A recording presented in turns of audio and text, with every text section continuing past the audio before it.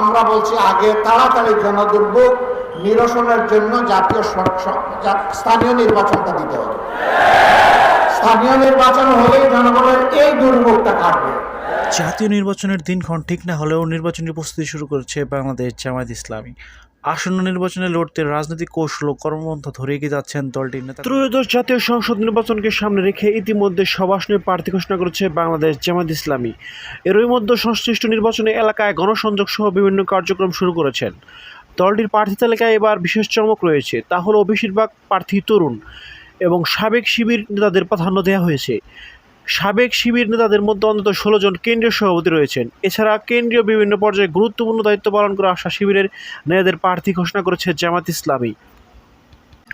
জামায়াত নেতাদের সঙ্গে কথা বলে জানা গিয়েছে, বেশ কয়েক বছর ধরে দলের কেন্দ্র থেকে তৃণমূল পর্যায়ের কমিটিতে তরুণদের স্থান দেওয়া হচ্ছে। পতিত আওয়ামী ফাঁসিবাদের জুলুম নির্যাতন উপেক্ষা করে দলীয় কর্মকাণ্ডে বিশেষ ভূমিকা রেখেছেন তরুণরা। ফলে তরুণ এই নেতারা পর্যায়ক্রমে গুরুত্বপূর্ণ পদে পৌঁছে গেছেন। সে ধারাবাহিকতায় ত্রয়োদশ জাতীয় সংসদ নির্বাচনকে সামনে রেখে প্রার্থী হিসেবে তরুণদের বিশেষ গুরুত্ব দেওয়া হয়েছে। তরুণ আলেম, তরুণ পেশাজীবী নেতাদের পাশাপাশি শহীদ পরিবারের কয়েকজন সন্তানও প্রার্থী হচ্ছেন। স্থানীয় নেতাকর্মী, সাধারণ ভোটাররাও এসব তরুণ প্রার্থীকে বেশ আগ্রহ ইতিবাচক গ্রহণ করছে বলে জানা গিয়েছে। সংশ্লিষ্টরা বলছেন যে তারা তরুণ নতুন প্রার্থী হওয়ার পুরনো কোনো অভিযোগ বা চ্যালেঞ্জ মোকাবিলা করতে হচ্ছে না তাদের। নতুন বাংলাদেশে তারা নতুন আশা জাগাচ্ছেন ভোটারদের মাঝে। এরই মধ্যে ভোটারদের বেশ কয়েকজন জনপ্রিয় হয়ে উঠছেন। আগামী নির্বাচন সুষ্ঠু ও নিরপেক্ষ হলে তাদের বিজয়ের বিষয়ে অনেকেই আশাবাদী। তরুণ প্রার্থীদের সম্পর্কে জানতে চাইলে শিবিরের সাবেক কেন্দ্রীয় সভাপতি, জামায়াতের কেন্দ্রীয় কর্মপরিষদ ও পটুয়াখালী 2 আসনের দলীয় প্রার্থী ডক্টর শফিকুল ইসলাম মাসুদ বলেন, প্রার্থী বাছাইয়ের ক্ষেত্রে জামায়াত একটি গুরুত্বপূর্ণ বিষয়কে অগ্রাধিকার দেয়। একটি হলো বিশেষ স্বৈরাচার ফাঁসিবাদের নির্যাতন নিপীড়নের মুখে যারা অন্যায়ের কাছে মাথা নত করেনি এবং সাধারণ মানুষের কাছে দূরে সরে যাননি। দ্বিতীয়ত, প্রস্তুতি, সত্যতা, আমানতদারিত্ব ও যোগ্যতার প্রশ্নে যারা আপোষহীন, কোনো অবস্থায় তারা ভোগের রাজনীতিতে ব্যবহার হবেন না। তৃতীয়, যারা জনগণের কাছাকাছি থেকেছেন, জনগণের ভালোবাসার সমর্থন নিয়ে সামনে এগিয়ে যেতে পারবেন। এসব কি বিবেচনা করে জামায়াতের পক্ষ থেকে স্থানীয় চাহিদার আলোকে তরুণ শিবিরের নেতৃত্ব নিয়ে আসার প্রার্থী করা হয়েছে। জামায়াতের এই নেতা আরও বলেন, এখন জামায়াতের আমির, সেক্রেটারি জেনারেল থেকে শুরু করে বেশিরভাগ ইসলামী ছাত্র শিবির থেকে আসা নেতৃত্ব। সেই হিসেবে স্বাভাবিক প্রক্রিয়ায় আমাদের নির্বাচনে অংশগ্রহণ, আর কেউ চাইলেই নিজের ইচ্ছা মতো এখানে আসতে পারেন না। এখানে একটি বাছাই প্রক্রিয়া ও নিয়ম আছে। ব্যতিক্রম 2-1 জন ছাড়া সবাইকে তৃণমূল থেকে পর্যায়ক্রমে উঠে আসতে হয়েছে। মাঠ পর্যায়ে তরুণ প্রার্থীরা ব্যাপক সাড়া জাগাচ্ছেন। ডক্টর মাসুদ বলেন, শুধু এখন নয়, বিগত 17 বছর ধরে জনগণের সাড়া পেয়েছিল বলেই নির্যাতন নিপীড়নের পরেও আল্লাহর রহমতে আমরা এই অবস্থানে আছি। ফাঁসিবাদের কাছে মাথা নত না করার কারণে জনগণের কাছে ভালোবাসা বেড়েছে। 24-এর গণঅভ্যুত্থান পরবর্তী ভালো সময় আমাদের নেতাদের বিরুদ্ধে কোনো অন্যায় অপরাধের অভিযোগ নেই। জামায়াত নেতাদের এই ক্লিন ইমেজ সাধারণ মানুষের কাছে অত্যন্ত আগ্রহ তৈরি করছে। বিশেষ করে জুলাই গণঅভ্যুত্থান পরবর্তী নতুন কিছু চাওয়ার জায়গায় জামায়াতের প্রতি আস্থা বেড়েছে। তাছাড়া নতুন তরুণ প্রার্থীদের প্রতি মানুষের আগ্রহ বেশি, অপেক্ষাকৃত চ্যালেঞ্জ কম এবং নতুন কিছু দেওয়ার প্রতিশ্রুতির কারণে তরুণ ও প্রবীণ নেতাদের সমন্বয়ে আগামী নির্বাচনের জনগণ চাইলে জামায়াত ক্ষমতায় আসবে। জামায়াত সূত্রে জানা যায়, সিলেট মেডিকেলের শিক্ষার্থী থাকা অবস্থায় 1977 সালে ছাত্র শিবিরে যোগ দেন জামায়াত আমির ডাক্তার শফিকুর রহমান। তিনি প্রথমে এই মেডিকেল শিবিরের সভাপতি, পরবর্তীতে সিলেট শাখার সভাপতি ছিলেন। আগামী জাতীয় নির্বাচনে ঢাকা 15 আসনে তিনি দলীয় প্রার্থী করা হয়েছে। এছাড়া নিজ এলাকা মৌলভীবাজার 2 আসনেও তিনি প্রার্থী হওয়ার সম্ভাবনা রয়েছে। একইভাবে প্রতিষ্ঠান লগ্ন থেকে ছাত্র শিবিরের সঙ্গে সম্পৃক্ত ছিলেন জামায়াতের সেক্রেটারি জেনারেল অধ্যাপক মিলা গরম পরোয়ার। বিভিন্ন দায়িত্ব পালনের ধারাবাহিকতায় 1984 থেকে 1985 সেশনে শিবিরের খুলনা মহানগরীর সেক্রেটারি ছিলেন তিনি। আগামী নির্বাচনে খুলনা 5 আসনে নির্বাচন করবেন সাবেক এই এমপি। ঢাকা বিশ্ববিদ্যালয় শাখা শিবিরের প্রথম সভাপতি ছিলেন জামায়াতের সাবেক ভারপ্রাপ্ত সেক্রেটারি জেনারেল, বর্তমান কেন্দ্রীয় নির্বাহী পরিষদ সদস্য এটিএম আজহারুল ইসলাম। আগামী নির্বাচনে রংপুর 2 আসনে তাকে প্রার্থী করা হয়েছে। এছাড়া শিবিরের সাবেক কেন্দ্রীয় সহসভাপতি ও জামায়াতের সহকারী secretary general doctor SM. Hamidur Rahman Azad Cox's Bazar 2 আসনে প্রার্থী হচ্ছেন।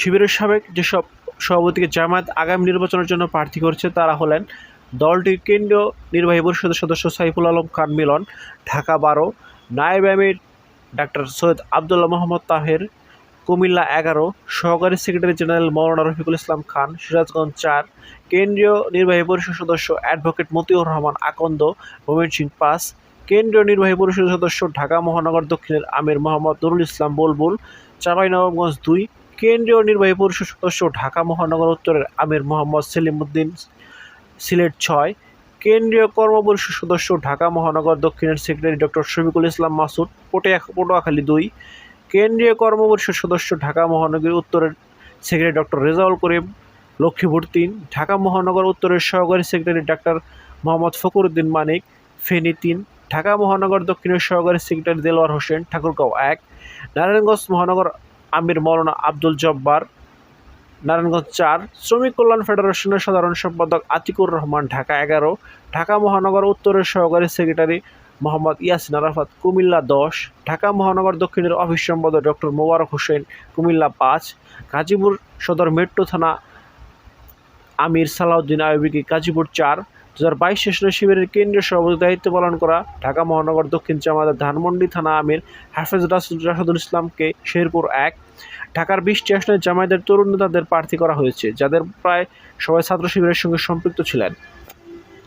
2 জন কেন্দ্রীয় সভাপতি ছাড়াও ঢাকা 1 আসনে শিবিরের সাবেক secretary general barrister Nazrul Islam, Dhaka 10 আসনের সাবেক কার্যকরী পরিষদ সদস্য চাকসুর ভিপি অ্যাডভোকেট জসিমউদ্দিন সরকার, সাবেক কার্যকরী পরিষদ সদস্য ঢাকা মহানগর দক্ষিণের নায়েব আমির অ্যাডভোকেট হেলাল উদ্দিন ঢাকা 8 আসনের প্রার্থী হচ্ছেন। ঢাকা 5 আসনের সাবেক কার্যকরী পরিষদ সদস্য ঢাকা মহানগর দক্ষিণের সহকারী সেক্রেটারি মোহাম্মদ কামাল হোসেন এবং ঢাকা 6 আসনের প্রার্থী হচ্ছেন ইবি শাখার সাবেক সভাপতি ও ঢাকা মহানগর দক্ষিণের জামায়াতের সহকারী সেক্রেটারি ডক্টর আব্দুল মান্নান। ঘোষিত বাকি প্রার্থীরাও শিবিরের সঙ্গে সম্পৃক্ত ছিলেন বলে জানা গিয়েছে। দলীয় সূত্রে জানা গিয়েছে শিবিরের সাবেক কেন্দ্রীয় সেক্রেটারি জেনারেল অ্যাডভোকেট শিশিরমণি সুনামগঞ্জ 2, সাবেক কার্যকরী পরিষদ সদস্য ঢাকা মহানগর উত্তরের তুরাগ থানা জামায়াতের আমির মোহাম্মদ মতিউর রহমান দিনাজপুর 1, সাবেক কার্যকরী পরিষদ সদস্য মাওলানা ওবায়দুল্লাহ খান সালাফি নীলফামারী 3, অধ্যাপক মাহবুবুর রহমান বেলাল রংপুর 3, রাবি শাখার সাবেক সভাপতি অধ্যাপক আবু তালেব মণ্ডল পাবনা 4, ইবি শাখার সাবেক সভাপতি ঢাকা মহানগর উত্তর জামায়াতের সহকারী সেক্রেটারি মাহফুজুর রহমান নওগাঁ 3, ইবি শাখার সাবেক সভাপতি অ্যাডভোকেট মাসুদ পারভেজ রাসেল চুয়াডাঙ্গা 1, কার্যকরী পরিষদের সদস্য অধ্যাপক মাহফুজুর রহমান খুলনা 3 আসনের প্রার্থী হচ্ছেন। শিবিরের সাবেক কার্যকরী পরিষদ সদস্য রাবি শাখার সাবেক সভাপতি ব্যারিস্টার মাহফুজ আলম সালেহী কুড়িগ্রাম 3, সাবেক কার্যকরী পরিষদ সদস্য নিজামুল হক নাইম ভোলা 4, শেখ নেয়ামুল করিম ঝালকাঠি 2, সাবেক ঝিনাইদহ জেলার সভাপতি অ্যাডভোকেট আব্দুল আওয়াল জামালপুর 4, সাবেক কেন্দ্রীয় প্রচার সম্পাদক ও ঢাকা মহানগর উত্তর জামায়াতের প্রচার সম্পাদক আতাউর রহমান সরকারকে ব্রাহ্মণবাড়িয়া 4 এবং ডাবি শাখার সাবেক সভাপতি অ্যাডভোকেট শাহ মোহাম্মদ মাহফুজুল হককে নোয়াখালী 6 আসনে প্রার্থী হিসেবে ঘোষণা করা হয়েছে। শহীদ পরিবারের সদস্যদের মধ্যে সাবেক আমির মাওলানা মতিউর রহমান নিজামীর ছেলে ব্যারিস্টার নাজিবুর রহমান মোমেন পাবনা 1 আসন, মাওলানা দেলোয়ার হোসেন সাইদির ছেলে শামীম সাইদি পিরোজপুর 2, মাসুদ সাইদিকে পিরোজপুর 1 ও মীর কাসিম আলীর ছেলে ব্যারিস্টার আরমানকে ঢাকা 14 আসনের প্রার্থী হিসেবে ঘোষণা করা হয়েছে। কুষ্টিয়া 3 আসনে প্রার্থী করা হয়েছে তরুণ বক্তা মুফতি আমির হামজাকে।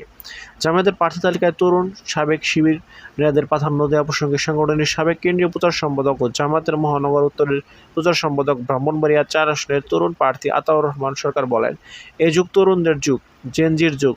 তারা পরিবর্তন চাইছেন, নতুন বন্দোবস্ত চাইছে। একই সঙ্গে তারা সৎ, যোগ্য, আল্লাহভীরু নেতৃত্ব দেখতে চায়। তরুণদের বক্তৃতা হলো 54 বছরে যারা পারেনি, নতুন করে তাদের দেখার কি আছে। এজন্য জামায়াত সে ধরনের নেতৃত্ব প্রার্থী মূল্যায়ন করেছে। জামায়াতের প্রায় 70% প্রার্থী বয়স 50 বছরের নিচে এবং মাঠ পর্যায়ে তরুণ প্রার্থীরা ব্যাপক সাড়া জোগাচ্ছে।